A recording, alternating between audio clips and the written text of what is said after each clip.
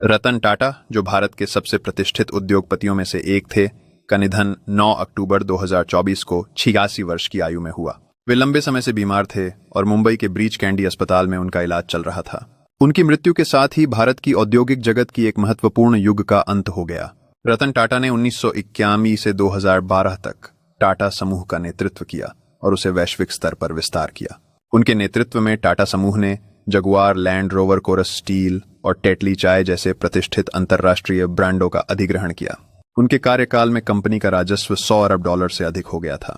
वे सामाजिक उत्तरदायित्व और उच्च नैतिक मानदंडों के लिए भी जाने जाते थे और उनका योगदान परोपकार और समाज कल्याण के क्षेत्र में भी बहुत महत्वपूर्ण रहा। रतन टाटा ने 2012 में टाटा सन्स के चेयरमैन पद से सेवानिवृत्ति ली, लेकिन टाटा ट्रस्ट्स के चेयरमैन के रूप में अपनी सेवा जारी रखी।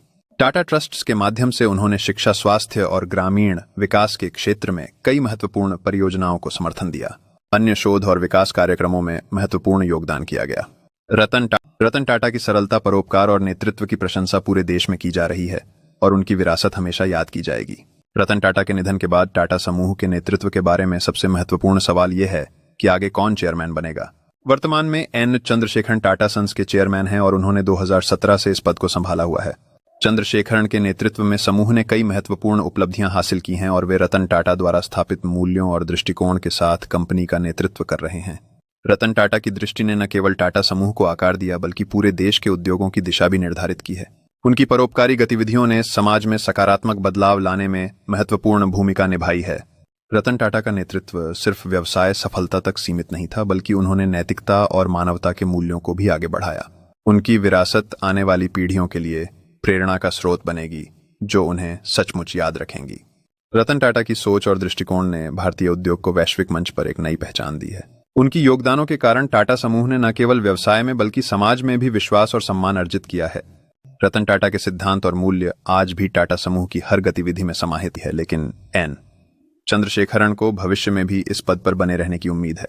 उन्होंने अब तक मजबूत नेतृत्व दिखाया है, जो टाटा समूह के विकास और स्थिरता के लिए महत्वपूर्ण रहा है। इसके अलावा टाटा समूह में चेयरमैन का चयन टाटा सन्स के बोर्ड द्वारा किया जाता है।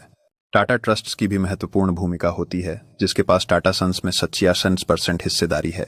नोएल टाटा, जो रतन टाटा के सौतेले भाई हैं और टाटा समूह में एक महत्वपूर्ण भूमिका निभाते रहे हैं, का नाम भी संभावित उत्तराधिकारी के रूप में चर्चा में आता रहता है।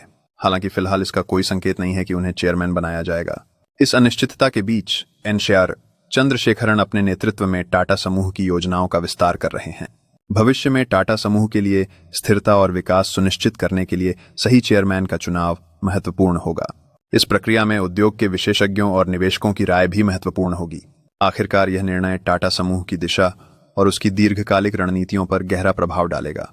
इस संदर्भ में एन चंद्रशेखरन की दृष्टि ने कंपनी को कई नए अवसरों की ओर अग्रसर